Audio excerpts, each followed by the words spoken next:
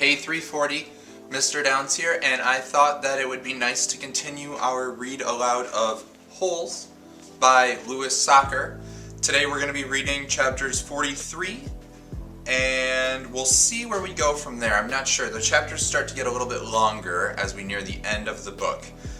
But where we last left off was when Stanley had asked Zero if he wanted to dig one more hole, alluding to the place where they think Kissin' Kate Barlow's buried treasure might be on the bed of Camp Green Lake.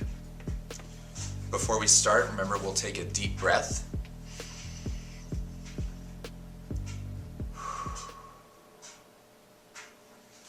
Chapter 43. We weren't always homeless, Zero said. I remember a yellow room. How old were you when you... Stanley started to ask, but couldn't find the right words. Moved out? I don't know. I must have been real little because I don't remember too much. I don't remember moving out. I remember standing in a crib with my mother singing to me. She held my wrists and made my hands clap together. She used to sing that song to me, the one that you sang. It was different though. Zero spoke slowly, as if searching his brain for memories and clues, and then later, I know we lived on the street, but I don't know why we left the house. I'm pretty sure it was a house, and not an apartment. I know my room was yellow. It was late afternoon. They were resting in the shadow of the thumb. They had spent the morning picking onions and putting them in a sack. It didn't take long, but long enough, so that they had to wait another day before heading down the mountain.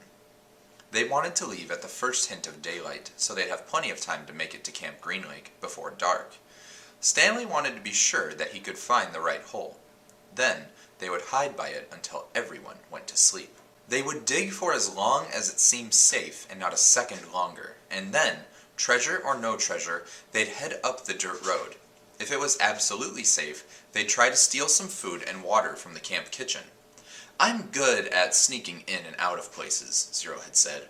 Remember, Stanley had warned, the door to the rec room squeaks.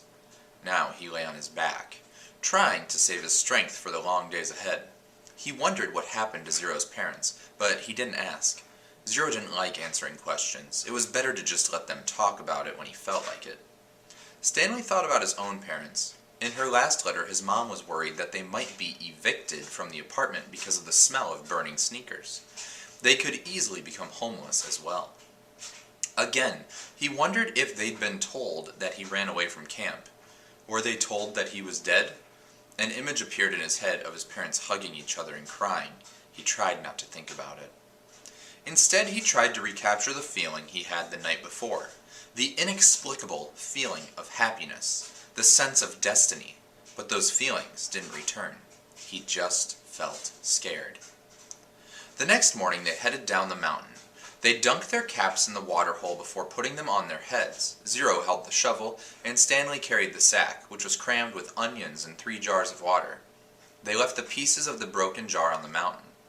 This is where I found the shovel, Stanley said, pointing out the patch of weeds.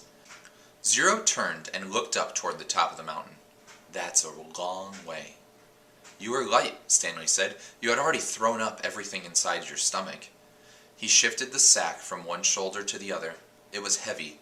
He stepped on a loose rock, slipped, then fell hard. The next thing he knew, he was sliding down the steep side of the mountain.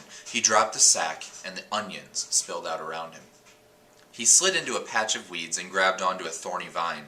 The vine ripped out of the earth, but slowed him enough so that he was able to stop himself.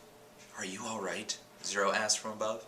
Stanley groaned as he pulled a thorn out of the palm of his hand. Yeah, he said. He was all right. He was worried some about the jars of water. Zero climbed down after him, retrieving the sack along the way. Stanley pulled some thorns out of his pants legs. The jars hadn't broken. The onions had protected them. Like styrofoam packing material. Glad you didn't do that when you were carrying me, Zero said. They'd lost about 1/3 of the onions, but recovered many of them as they continued down the mountain. When they reached the bottom, the sun was just rising above the lake. They walked directly toward it. Soon, they stood on the edge of the cliff, looking down at the dry lake bed. Stanley wasn't sure, but he thought he could see the remains of the Mary Lou off in the distance. You thirsty? Stanley asked. No, said Zero. How about you? No, Stanley lied. He didn't want to be the first one to take a drink. Although they didn't mention it, it had become a kind of challenge between him and Zero. They climbed down into the frying pan.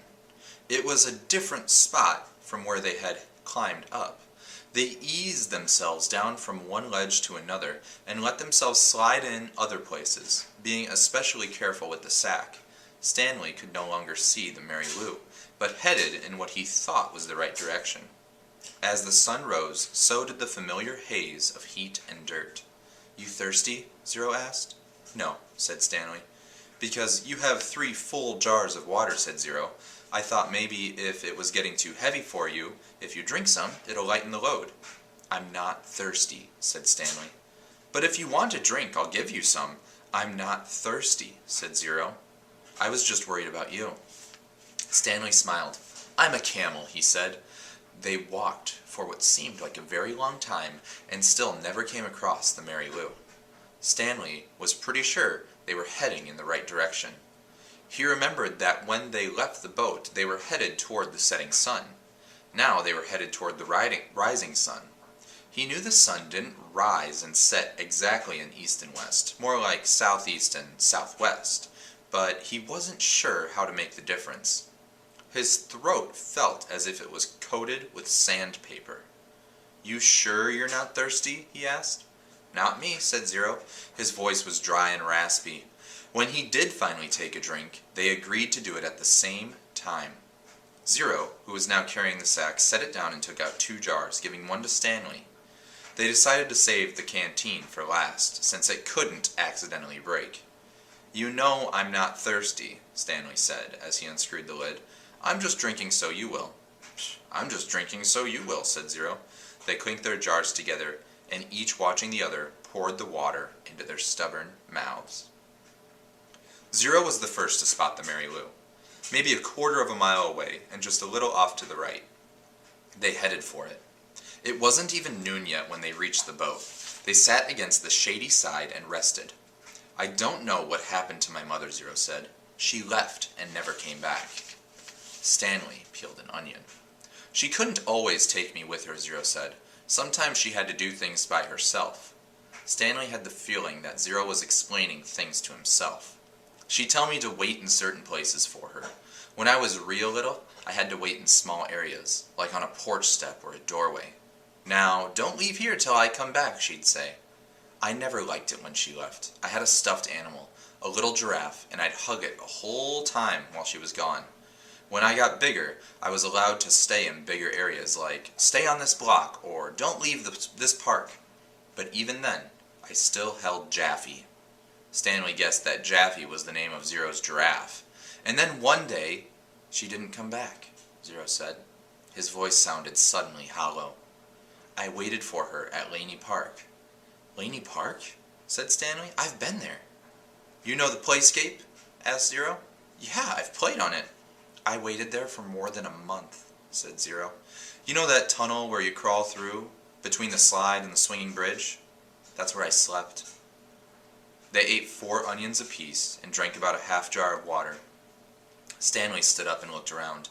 Everything looked the same in all directions. "When I left the camp, I was heading straight toward the Big Thumb," he said. "I saw the boat off to the right, so that means that we must have to turn a little to the left." Zero was lost in thought. "What?" "Okay," he said.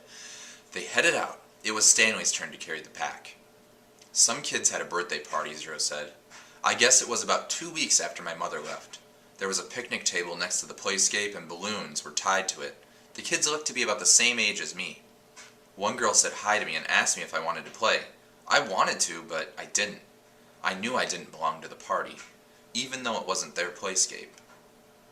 There was this one mother who kept staring at me like I was some kind of monster. Then later a boy asked me if I wanted a piece of cake, but then that same mother told me, 'Go away!' And she told all the kids to stay away from me, so I never got that piece of cake. I ran so fast that I forgot Jaffy." "Did you ever find him? It?" For a moment Zero didn't answer. Then he said, "He wasn't real." Stanley thought again about his own parents. How awful it would be for them to never know if he was dead or alive. He realized that was how Zero must have felt, not knowing what happened to his own mother. He wondered why Zero never mentioned his father. "Hold on," Zero said, stopping abruptly. "We're going the wrong way." No, this isn't right," said Stanley. "You were heading toward the Big Thumb when you saw the boat off to the right," said Zero. "That means that we should have turned right when we left the boat." "You sure?" Zero drew a diagram in the dirt to explain his thinking. Stanley still wasn't sure. "We need to go this way," Zero said, first drawing a line on the map and then heading that way himself. Stanley followed. It didn't feel right to him, but Zero seemed sure. Sometime in the middle of the afternoon, a cloud drifted across the sky and blocked out the sun. It was a welcome relief. Once again, Stanley felt that destiny was on his side. Zero stopped and held out his arm for Stanley to stop too. "Listen," Zero whispered. Stanley didn't hear anything. They continued walking very quietly, and Stanley began to make out the faint sounds of Camp Green Lake. They were still too far away to see the camp, but he could hear a blend of indistinct voices. As they got closer, he occasionally could hear Mr. Sir's distinctive bark. They walked slowly and quietly, aware that the sounds travel in both directions. They approached a cluster of holes. "Let's wait here until they go in," said Zero. Stanley nodded. He checked to make sure that there was nothing living in it. Then he climbed down into the hole.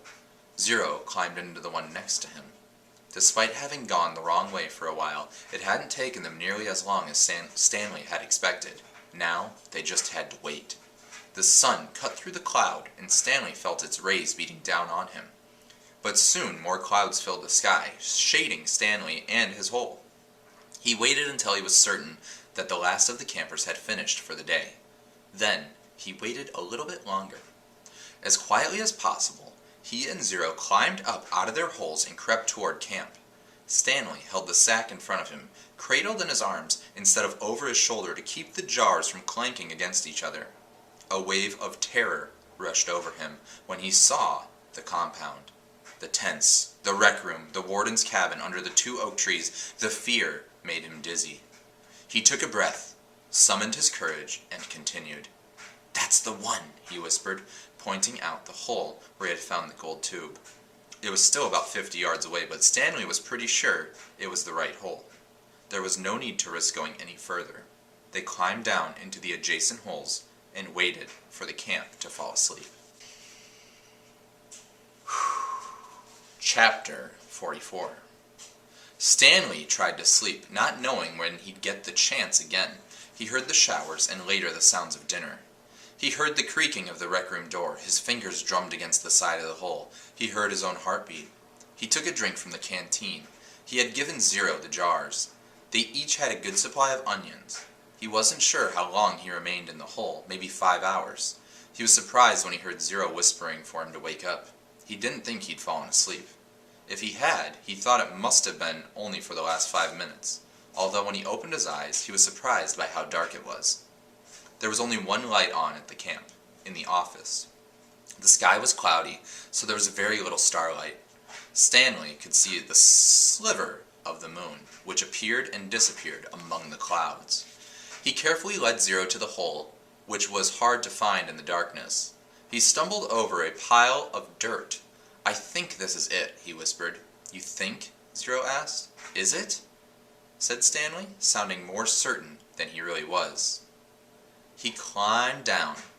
Zero handed him the shovel. Stanley stuck the shovel into the dirt at the bottom of the hole and stepped on the back of the blade. He felt it sink beneath his weight. He scooped out some dirt and tossed it off to the side. When he brought the shovel back down, Zero watched for a while. "I'm going to try and refill the water jars," he said. Stanley took a deep breath and exhaled. "Be careful," he said, then continued digging. It was so dark he couldn't even see the end of his shovel. For all he knew, he could be digging up gold and diamonds instead of dirt. He brought each shovelful close to his face to try and see if there was anything, before dumping it out into the hole.